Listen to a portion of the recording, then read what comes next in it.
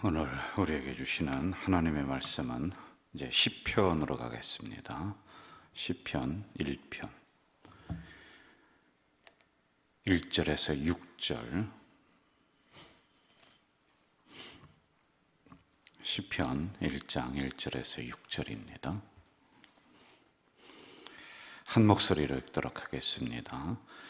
복 있는 사람은 악인들의 꾀를 따르지 아니하며 죄인들의 길에 서지 아니하며 오만한 자들의 자리에 앉지 아니하고 오직 여호와의 율법을 즐거워하여 그의 율법을 주야로 묵상하는도다. 그는 시냇가에 심은 나무가 철을 따라 열매를 맺으며 그 잎사귀가 마르지 아니함 같으니 그가 하는 모든 일이 다 형통하리로다. 악인들은 그렇지 아니하며 오직 바람에 나는 겨와 같도다. 그러므로 악인들은 심판을 견디지 못하며 죄인들이 의인들의 모임에 들지 못하리로다. 무릇 의인들의 길은 여호와께서 인정하시나 악인들의 길은 망하리로다. 아멘. 오늘부터 이제 시편에 있는 말씀을 새벽에 묵상을 하면서 이렇게 가도록 하겠습니다. 먼저 시편이라고 하는 것은 어떠한 성경인가, 이 부분에 대해서 이제 간략하게 말씀을 드리고 또 한 절 한 절 강해를 해나가도록 할게요. 시편은 찬양의 책이다, 이렇게 나와 있어요. 찬양. 이것을 가지고 구약 시대에는 여기에 악기를 동원해서 이걸 가지고 찬양을 불렀습니다. 오늘날에는 그 찬양의 음계가 사음계해서 아주 복잡한데 옛날에는 단조롭게 해서 이렇게 찬양을 불렀더랬어요. 그래서 찬양이다라고 하는 것입니다. 그리고 시편의 특징은 그 첫머리에 제목이 나와 있어요. 예를 든다면은 다윗의 시, 성전에 올라가면서 부르는 노래, 이런 형태로다가 제목이 나와 있단 말이에요. 그게 그 성경의 그 장의 전체적인 주제입니다. 예를 들어 시편 2장에 하나님 앞에 토로하는 기도의 찬양. 그러면 이제 토로, 그러니까 기도하면서 자기의 마음을 그 안에 한탄의 마음을 심어 놓는 거예요. 그걸 찬양으로 하나님 제가 이렇게 힘들어요 하면서 이렇게 부르는 그런 찬양들, 이렇게 제목이 거기에 쓰여져 있다라고 하는 겁니다. 이것은 예배 때 주로 불렀어요. 구약이 이제 제사 때 있지 않습니까? 제사 때 이 찬양을 주로 불렀고, 그때는 이제 성가대가 몇천 명씩 있었습니다. 아주 수천 명씩 있고 성가대의 제복을 입혀서 제사를 아주 풍성하게 이 찬양을 부르면서 악기를 동원을 해서 또 이 찬양을 했었습니다. 시편은 150편까지 되어 있어요. 1장부터 150장까지 이렇게 보면 될 것 같아요. 그런데 거기에 5권으로 이렇게 나눕니다. 그 5권은 다윗이 지은 시, 솔로몬이 지은 시, 이런 형태로 다윗은 한 5, 60개 이런 형태로 이제 나눴단 말이죠. 자, 그러면 이 안에 어떠한 것이 있느냐 하면은 다윗이 인생을 살아오고 하나님 앞에 서서 이제 그가 걸어왔던 것들을 이 안에 농축해서 담아놨어요. 그러니까 자기가 이제 많이 어려움을 겪잖아요. 그럼 하나님, 제가 이런 어려움을 겪고 있습니다. 원수를 좀 어떻게 좀 해주세요. 하나님 막아주세요. 그리고 마지막에는 그래도 하나님이 나를 이렇게까지 인도하시니 감사해요. 이런 형태의 것을 그 한 장 안에 다 담아놓고 있어요. 그리고 또 고라 자손의 시에서 그 찬양을 거기다 적어놨는데요. 이제 그 고라라고 하는 집안이 겪은 어려움들, 힘든 것들을 이 안에 담아놓고 하나님 앞에 호소하고 하나님이 응답해 주시고 하는 이런 내용들을 이 안에 담아놓고 있다는 겁니다. 대표적인 것은 몇 가지로 나눌 수 있죠. 첫째는 하나님은 최고의 하나님이십니다 라고 하나님의 우월성을 항상 이렇게 강조해요. 여러분, 하나님의 우월성을 강조할 때는 두 가지 정도로 우리가 봐요. 예를 들어서 나는 누구보다 더 낫다. 그래서 상대역이 있습니다. 그렇죠? 그러면 저 사람보다 김 집사님은 더 우월하다. 뭐 이런 형태로다가 이야기할 수 있고요. 그리고 두 번째는 그 누구도 비교할 수 없는 최고의 우월성을 가지신 분이다.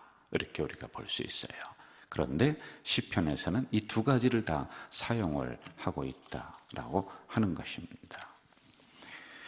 그리고 두 번째는 창조주로서 세계 역사를 주관하시는 분이 하나님이시다. 자, 그런데 이 부분이 참 중요합니다. 세계 역사를 주관하시는 하나님 하면은 잘 다가오지가 않아요. 그렇게 세계 역사를 주관하시는 하나님은 다윗의 역사를 주관하신다. 다윗의 집안을 주관하신다. 그 하나님은 오늘 이 새벽에 나의 집안을, 나의 건강을, 나의 자녀를 하나님이 주관해 주신다. 이렇게 다가오고 있는 거란 말입니다. 그리고 세 번째, 인간의 연약함을 솔직하게 고백을 해요. 여기 보면요. 그래서 자기의 마음을 숨기지 않아요. 왜냐하면 찬양을 통해서 올려드리는 찬양의 기도이기 때문에 숨기지 않습니다. 그래서 하나님, 제가 이렇게 어려워요. 하나님, 제가 이렇게 힘들어요. 이런 고백을 합니다. 여기에 대해서 하나님은 응답을 해주시고 또 하나님이 다시 보호해 주시고 하는 그러한 것들이 이 시편 안에는 담겨져 있다라고 하는 거예요. 자, 이러한 부분을 우리가 가지고 이제 시편에 있는 것들을 이제 하나 한 절 한 절 좀 보도록 하겠습니다. 먼저 1장을 보세요. 복 있는 사람은 악인들의 꾀를 따르지 아니하며 죄인들의 길에 서지 아니하며 오만한 자들의 자리에 앉지 아니하고 하면서 1절부터 6절까지 이렇게 되어 있어요. 그런데 여러분, 성경은 우리가 그냥 아무 생각 없이 그냥 듣고 흘려보내면은 평생 이게 무슨 뜻인지를 몰라요. 그래서 정신을 딱 차려야 돼요. 이 짧은 시간인데도요. 1절부터 3절까지를 나눠요. 여기는요, 경건한 성도들, 열심히 신앙생활 하려고 하는 사람들, 적어도 이렇게 새벽 기도 나와서 앉아있는 여러분들은 이러이러한 복을 받을 것이다 라고 복받는 사람들에 대해서 기록을 해놓고 있어요. 그리고 4절부터 6절은 그렇지 아니한 사람들, 악인들은 하나님이 이렇게 처단할 것이다 라고 하는 두 가지를 나눠놓고 있다라고 하는 겁니다. 자, 그럼 1절을 한번 좀 보세요. 같이 읽어볼까요? 1절 시작. 복 있는 사람은 악인들의 꾀를 따르지 아니하며 죄인들의 길에 서지 아니하며 오만한 자들의 자리에 앉지 아니하고. 자, 여러분, 이 말씀의 어투를 가만히 보세요. 이것은 초신자들에게 하는 게 아니에요. 이미 복받은 사람의 반열에 서 있는, 적어도 구원받았다라고 확신을 가지고 열심히 교회 다니고 있는 여러분들에게 하는 거예요. 지금 막 예수 믿으려고 하는 사람들에게 복음을 소개하고 있는 내용이 아닙니다. 적어도 오늘 새벽 기도 나오셨잖아요. 그러면 이 정도의 신앙을 가지고 있는 사람들은 이렇게 행동해라. 그러면 내가 이러이러한 복을 주겠다라고 하는 어느 정도의 선상에 올라가 있는 사람들을 의미하고 있단 말입니다. 여러분, 신앙에는 세 단계가 있다라고 했습니다. 젖으로 먹는 단계가 있고, 식물을 먹는 단계가 있고, 딱딱한 것을 먹는 단계가 있어요. 그러니까 적어도 여기서 지금 말씀하고 있는 것은 젖으로 먹는 단계는 지났어. 젖은 뗐어. 그런 성도들이에요. 그런데 여러분, 우리는요, 참 우리가 부족한 게 많은 것 같아요. 맨날 젖 먹는 단계에 머물러 있는 것 같아요. 아니, 지금 연세가 50이 넘고 60이 되고 신앙생활이 몇십 년이 됐는데도 맨날 젖 먹는 단계에 있단 말이에요. 여러분, 이런 부분을 우리가 좀 벗어날 줄도 알아야지만이 된단 말이에요. 자, 세 가지로 말씀하고 있어요. 악인의 꾀를 쫓지 않는다, 죄인의 길에 서지 않는다, 오만한 자의 자리에 앉지 아니한다. 여러분, 여기 공통된 단어를 보세요. 하지 않는다, 않는다, 않는다. 그러니까 내가 일부러 갈 수도 있어요. 거기에 서서 그들과 함께 어울릴 수도 있어요. 그런데 아니한다, 아니한다, 아니한다. 이게 이제 반복된 단어이거든요. 이것은 무슨 의미냐면은 그렇게 할 수도 있는데 나는 안 한다는 거예요. 이것은 나의 의지적인 결단이 이 안에 들어와 있는 겁니다. 내가 그렇게 노력을 하면서 나는 그쪽에 가서 오만한 자들과 함께 있을 수도 있고 악인의 꾀를 좇을 수도 있고 죄인의 길에 설 수도 있지만은 나는 일부러 하나님만 바라보고 그리고 그들과는 어울리지 않고 나는 말씀대로 살아가려고 내가 노력하겠다라고 하는 나의 결심이 이 안에 들어와 있는 거예요. 그러니까 신앙의 어떤 수준이 있는 사람들이에요. 수준하니까 뭐 높고 그런 거 아니 그런 게 아니죠. 적어도 여러분 우리가 신앙생활할 때 이러한 부분들은 좀 있어야 되지 않습니까?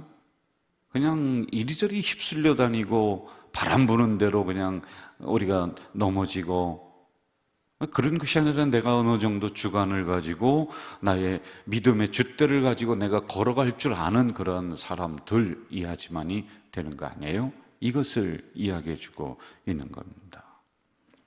어쩔 수 없다라기보다는 나는 내가 믿음의 줏대를 가지고 내가 않는다, 그렇게 하지 않는다, 이런 부분들이란 말입니다. 첫째로 악인의 꾀를 좇지 않는다 이렇게 하죠. 복 있는 사람은 그렇게 한다는 거예요. 여러분 잠언 3장에 보면은 악인의 집에는 여호와의 저주가 있지만은 의인의 집에는 복이 있다, 여러분 이렇게 말씀하고 있어요. 악인들의 특징이 뭐냐는 거예요. 그럼 그 특징을 알아야지만이 우리가 이것은 악한 사람들의 하는 행동이구나, 나는 그 부분을 내가 절제해야 되겠구나, 내가 일부러 그쪽에 서지 않고 그쪽에 따라 나가지 않는다라고 하는 걸 알 수 있을 거 아니겠습니까? 여러분 악인들은 하나님을 모르는 사람을 지칭할 수도 있습니다. 그런데 하나님을 믿으면서 같은 신앙생활하면서도 악인들이 하는 행동을 그대로 하는 사람들도 있다는 거예요. 이들은 머리로만 예수 믿어요. 무슨 얘기냐? 굉장히 머리만 커집니다. 교만합니다. 신앙이 교만하는 거예요. 안 믿는 사람들은 금방 알죠. 저 사람들은 악하게 행동한다. 하나님을 믿지 않으니까 우리가 좀 경계하고 그럴 수 있습니다만은 우리들 안에도 악인들의 형태를 따라가는 사람들이 있어요. 공동체를 분열합니다. 그리고 말을 옮깁니다. 굉장히 자기 자신이 우월한 것으로 알고 그렇게 살아갑니다. 항상 신앙은 고개를 숙이고 낮춰야 되는 거 아니에요? 그런데 그렇지 않습니다. 자기의 우월성, 하나님보다 자기가 더 우월하다는 거예요. 제가 처음에 얘기했잖아요. 그 누구와도 비교할 수 없는 분이 하나님이시다, 최고의 하나님이시다. 이게 찬양을 이 시편을 통해서 나타나야지만이 되는데 그렇지 않다. 그럼 여러분 우리는 거기에 휩쓸려 갈 필요가 없는 거예요. 나는 그런 자리에 내가 서지 않는다. 내가 오히려 하나가 되는 자리, 화합의 자리, 공동체를 부흥시키는 자리에 일부러 선다라고 하는 것입니다. 여러분 이스라엘에 보면은 집안이 가문이 12가문, 12지파라고 그래요. 이 12지파가 나와요.